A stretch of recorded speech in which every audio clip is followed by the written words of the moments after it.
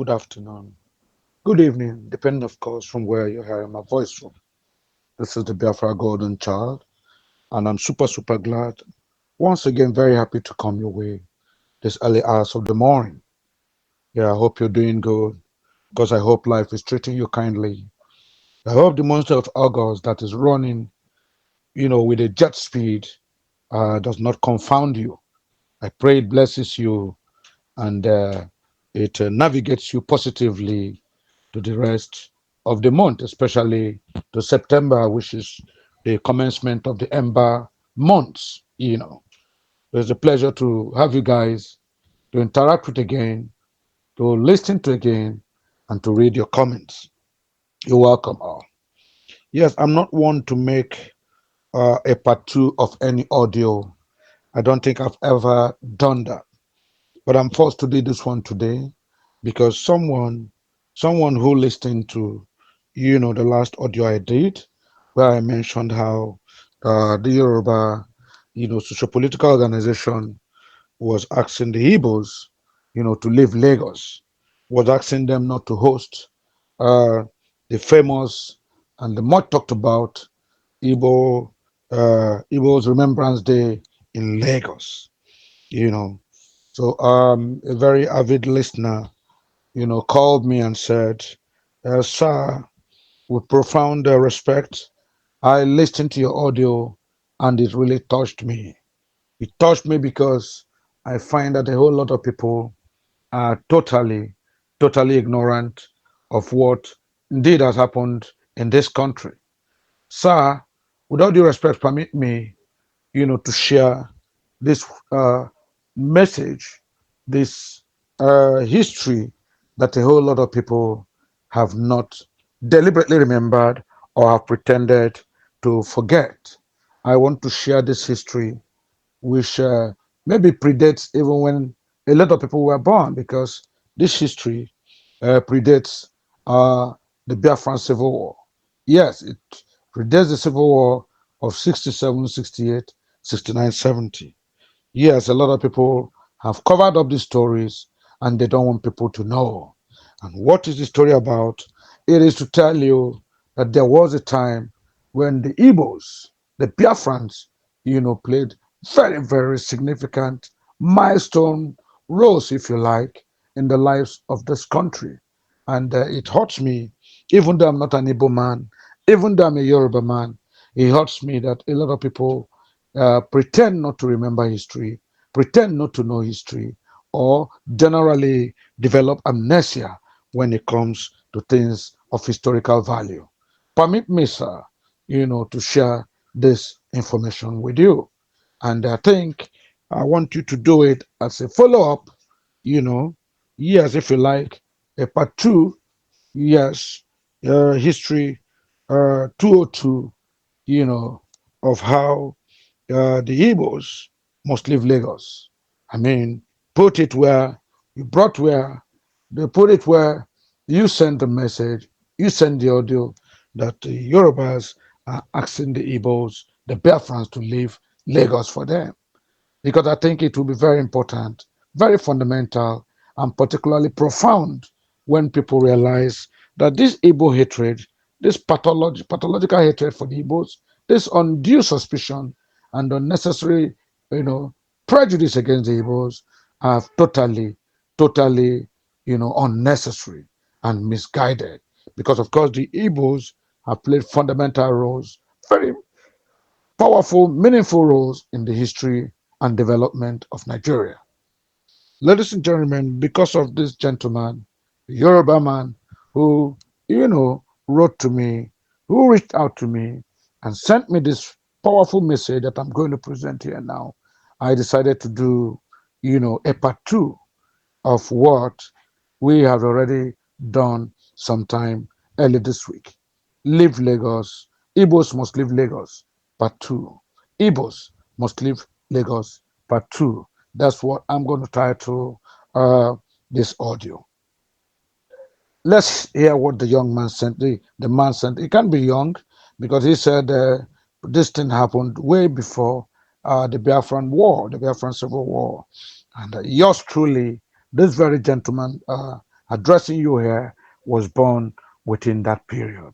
So I'm sure whatever this man is going to, narrate here predates me, happened before probably I was born. It must have happened before I was born. And it must have happened before a whole lot of Biafrans listening to me today would have been born. So, ladies and gentlemen, it's very, very important that we listen to it's a bit historical. It's going to take you way back, possibly way back into the so-called ages before Nigeria's, before the Civil War. But it is a good read. It is a must read. Yes, it is a must read. So you're welcome. Yeah. The gentleman sent to me this as I'm going to read verbatim to you now. Yes. Quote, lest we forget what Ndibo did for Awolowo at his darkest political period. Those who out of sheer hatred rewrite history should do well to remember. Once again, he titled it, Lest We Forget, slash, what Ndibo did for Awolowo at his darkest political period. Those who, out of sheer hatred, rewrite history should do well to remember. When Chief Samuel Ladoke Akintola and Sir Ahmadu Bello, the Sultan of Sokoto, conspired to politically annihilate Chief Obafemi Awolowo, it was Dr. Michael Ihionokara Opara, Premier of Eastern Nigeria, who boldly stood on the side of justice and principle. As Nobel laureate Professor Wole Soyinka records in his memo, quote, you must set forth at dawn, unquote. You must set forth at dawn. Yes, that's the memo that Professor Wole Soyinka recorded this very, powerful historical analysis. You must set forth at dawn. Dr. Opara did not just sympathize, he acted. He provided financial and political support to Awolowo's camp, reabsorbed Professor Sam Aluko and other loyalists dismissed from the University of Ife into the University of Nigeria Nsukka, and sent Mazo Kanu and the Eastern Nigerian Broadcasting Service to broadcast the authentic results of the Western Region election from Awolowo's Ibadan residence, directly challenging the state-sponsored electoral fraud.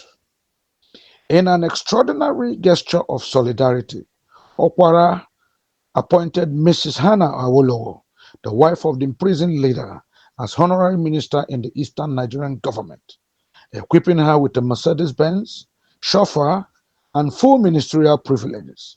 This was not just symbolic, it was an open declaration of interregional support and respect. Equally important was the role of Dr. Nnamdi Azikiwe, the Zik of Africa, then president of Nigeria, when northern leaders sought to transfer Awolowo to a remote prison in the north, where his safety would be uncertain. Nnamdi Azikiwe exercised his presidential authority to ensure that Awolowo was instead sent to prison in eastern Nigeria, where he was treated with dignity and humanity, against the wishes of the Sardauna and Prime Minister Tafawa Balewa. This interethnic solidarity was not accidental. It formed part of the broader United Progressive Grand Alliance, in bracket OPGA, a coalition of progressive forces led by the NCNC and the Action Group, which resisted northern domination and championed democratic ideals. During this alliance, Dr. Opara courageously entered Ibadan, despite being declared persona non grata by Akintola, to campaign for the Awolowo faction. His reception by the people was so electrifying and defiant of northern hegemony that he was affectionately nicknamed, quote, MI Power, MI Power by the Western press. These actions by Eastern leaders, Dr. Okwara, Dr. Azikiwe, and others, represent one of the noblest chapters in Nigeria political history. a moment when ethnicity bowed to justice and regional differences were set aside in pursuit of a united democratic front. It is essential that these truths be remembered, not distorted or forgotten.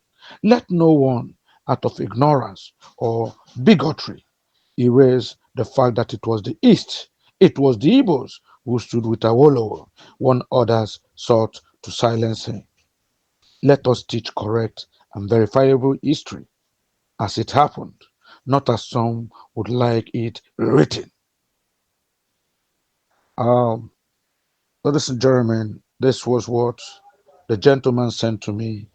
He had listened to my audio, the last audio where the Yoruba Social Political Organization was asking the Igbos, as a matter of must and necessity, not to host their so-called momentous Remembrance Igbos Remembrance Day, where they wanted to reward the at least 100 most powerful Igbos of all times since the history of Igbo land.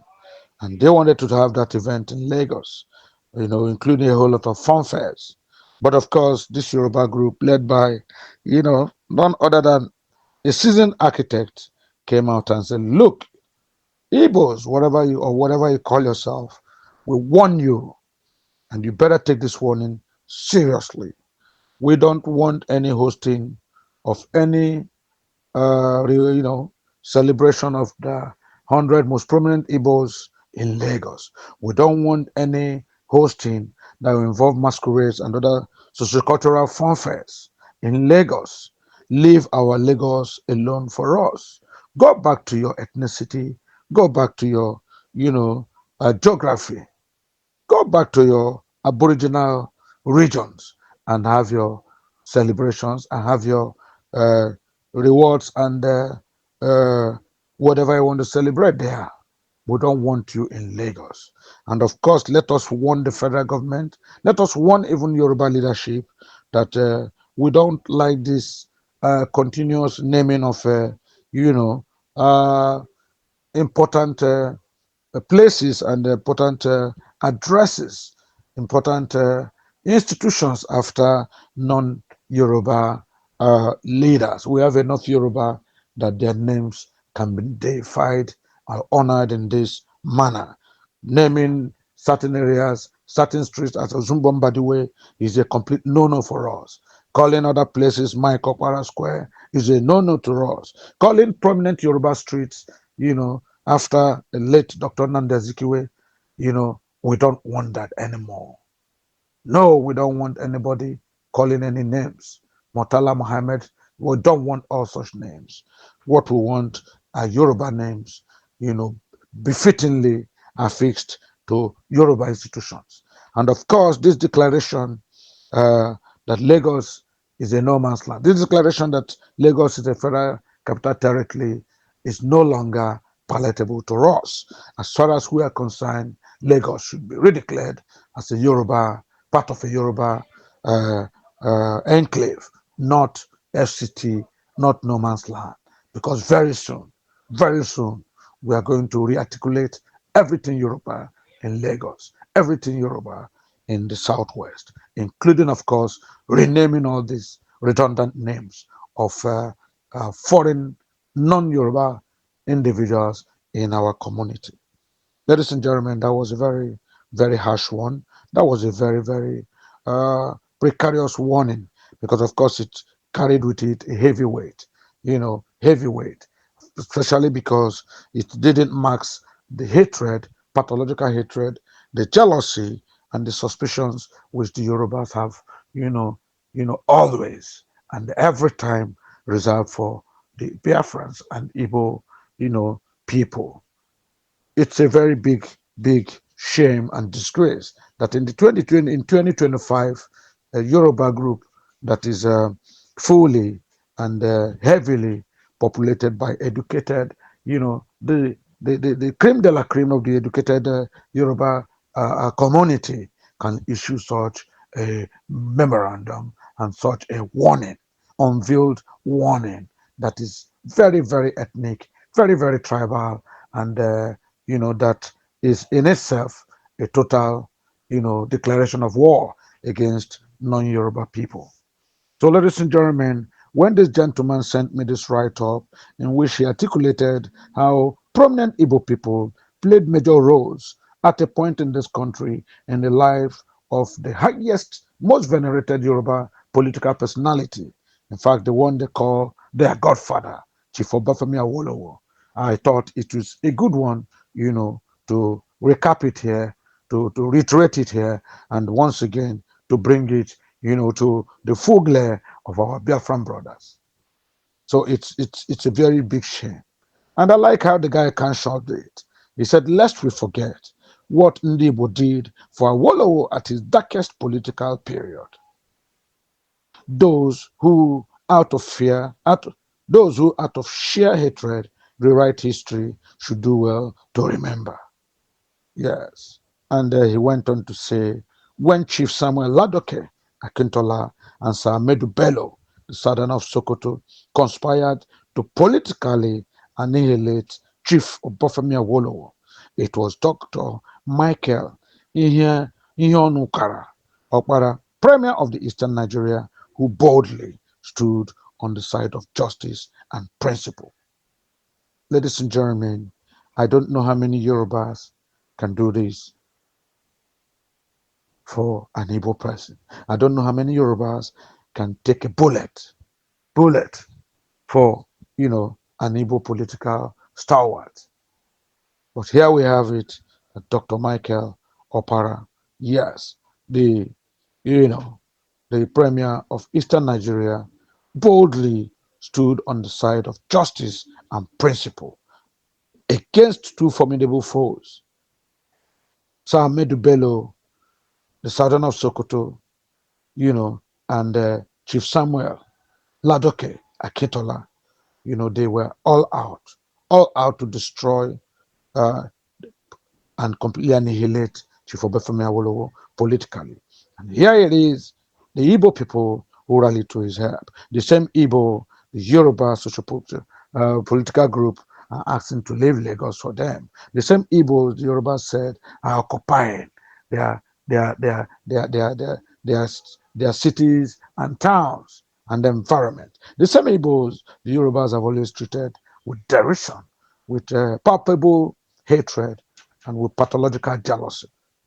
Ladies and gentlemen, fellow Biafrans, we say in Biafra here, we call a spade at Biafra, a spade, and not an agricultural instrument. That has been the mantra, of the Biafra superstars media. We don't see what we see. We don't hide what we see, and of course, we say it as it is, loud and clear, so that history, and awareness can be created. It's a big shame, really, that history has for long now, been annulled from our schools.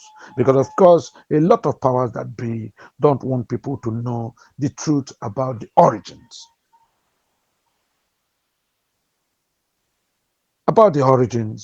about how it was in Nigeria, both after amalgamation, both before independence and after independence. Yeah, even before the Biafra Civil War, even during the Civil War, even after the Civil War, there has been a deliberate attempt by successive governments in power to hide the truth, to distort the facts, and to make history redundant and totally unavailable in our schools. Most of our children these days who do their WAEC, who do their WASC, are prevented from choosing history as an option because, of course, in their JSS level and SS levels, nobody taught them history. Nobody taught them a history of their past and present.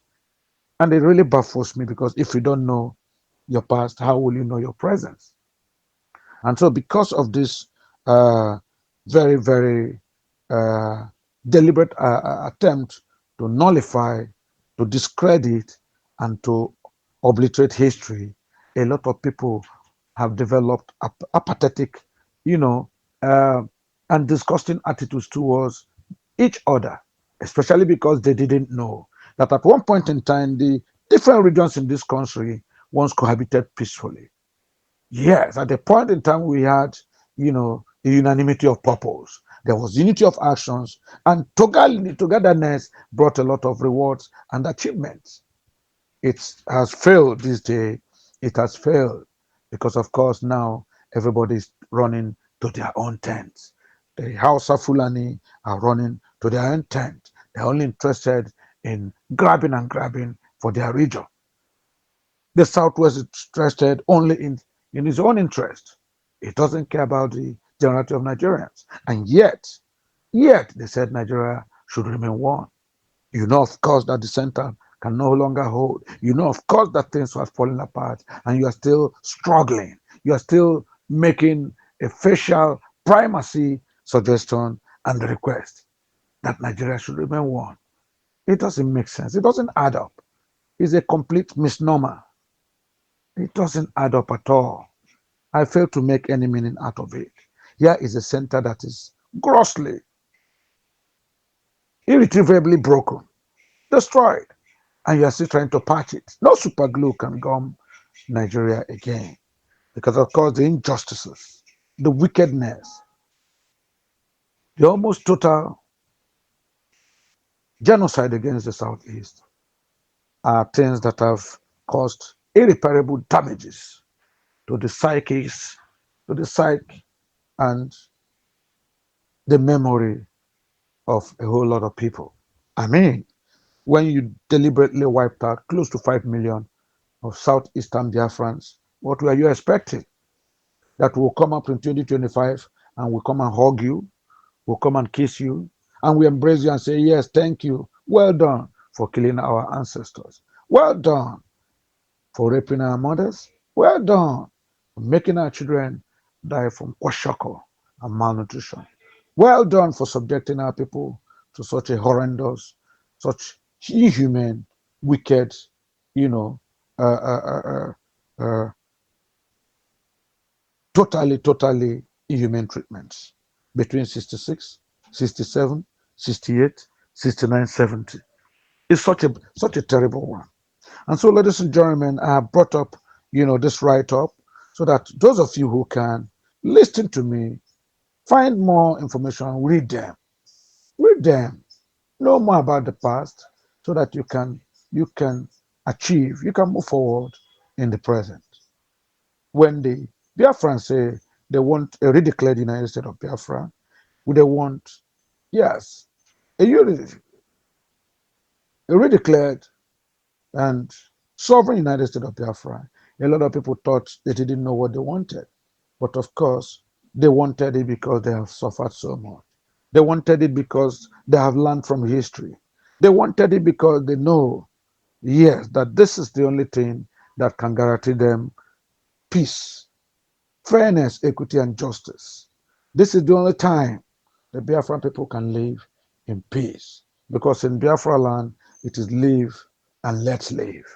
Nobody is interested in the fortunes of the other. Everybody is working towards a general, successfully, socially responsible community where each will work together with the other to achieve greater results. Because we know that together we each achieve more. Ladies and gentlemen, that's the map Biafra of the you already declared United States of Biafra. I have brought up this audio, this part two audio, because a lot of people felt when we said what we said in the part one, maybe we were saying a lot of bias, we were showing a lot of criticism. No, but you can see, ladies and gentlemen, fellow freedom lovers, that indeed truth is sacrosanct. There was a time indeed when the Southeast geopolitical zone had nationalists who worked for one Nigeria, who did all they could, even across the Niger, to do so much and achieve so much and bring much needed peace across the other regions. Here is Dr. Michael Opara. Dr. Opara extending a hand of fellowship, redeeming and saving the political onslaught against the late Chief Obafemi Awolowo, who was, and still is one of the highest, most revered political leaders of the Southwest. How many Yorubas can do that for the Biafrans today? How many Yorubas can do that for the Igbos today? Ladies and gentlemen, this is a moment of thought. This should provoke, profound thinking in our lives and our future. Let's meditate on these things. Yes, these are Igbos, Biafrans, who didn't consider they were not deterred because they were Igbos. No, they were not, their efforts and their actions were never colored because they were never, biased. They were never tribalists. No, but they were patriotic, nationalist leaders who extended their tentacles right around the total Nigerian enclave to ensure fairness, peace, equity, and justice. Ladies and gentlemen, I wish you all well. It's a Friday. It's a great Friday. It's a long weekend ahead. Please, let's continue to think Biafra. Let's drink Biafra. If you smoke, let's smoke Biafra. And when we breathe, let's breathe Biafra. Here is wishing Dr. Ngozi Arabueze, our Deputy Prime Minister, all the accolades, all the encouragements, all the motivations that she has earned, because assiduously she has continued to work towards the achievement to redeclared sovereign United States of Biafra. Let's wish our Prime Minister, the sagacious, the indefatigable Simon Ekpa, a good one, and a complete freedom from the hands of liars, deceivers, and politically motivated trials and Finnish authorities. They relied on the lie provided by the zoo. They relied on the false narratives of Emilio Khan and his crop of ministers. And they were calling for the head of our own, their Simon Ekpa, on a platter of gold. But of course, our Yahweh, our God, liveth. Our Redeemer liveth. And so today, our Prime Minister is hale and hearty and in good hands. And surely, victory is sure for him. In that same reign, I'm wishing our Muslim leader, Onyendo Mazen Kanu. Yes, September is around the corner. Yes, 10th of September, that Justice James Omotosho declared as a reconstitution of his trial to determine whether the trial will continue or not, or he will be declared completely free without any encumbrances, not guilty as charged. Ladies and gentlemen, let's wish Mazi Nnamdi Kanu well. Every Biafran, every freedom-loving male and female, every Biafran leader, I wish you all the best. Biafra is always in the news for the right reasons now, and I know success is very much within our holds. Success is close by. Victory is around the corner. Let nothing deter us. Let us not be a clog in our own wheel of progress. Let us stop the dog-eat-dog mentality. Let us move forward, vigorously pursue the redeclared sovereign United States of Biafra. God bless you all as we continue to interact with one another. God bless you, and God bless the Biafra Superstars Media for this opportunity always and every time to interact with us. God bless you all. Yeah, check me out. Superstars Media. Lord Lugard, Bloomington, Lord Lugard, and it's wild flora show. 1914 amalgamation is what we dying for. 3 nations to 1 nation, ever since annihilation. Nepotism is nonsense. You and you, clap your hands. Biafra gonna come, clap your hands. Biafra, Oduduwa, we're free now. Freedom is gonna come, we're free now. Yeah.